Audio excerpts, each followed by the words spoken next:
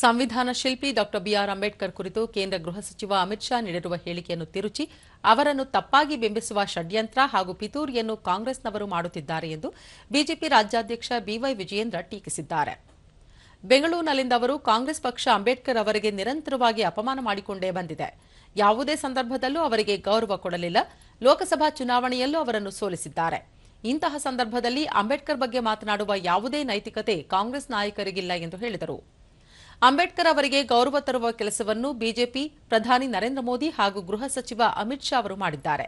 ಅಂಬೇಡ್ಕರ್ ಅವರು ಭೇಟಿ ನೀಡಿದ್ದ ಸ್ಥಳಗಳನ್ನು ಪಂಚತೀರ್ಥಗಳನ್ನಾಗಿ ಅಭಿವೃದ್ಧಿಪಡಿಸಿ ಇಡೀ ಪ್ರಪಂಚಕ್ಕೆ ಅವರ ಚಿಂತನೆಗಳನ್ನು ಪರಿಚಯಿಸುವ ಕೆಲಸವನ್ನು ಮಾಡಲಾಗಿದೆ ಎಂದು ತಿಳಿಸಿದರು.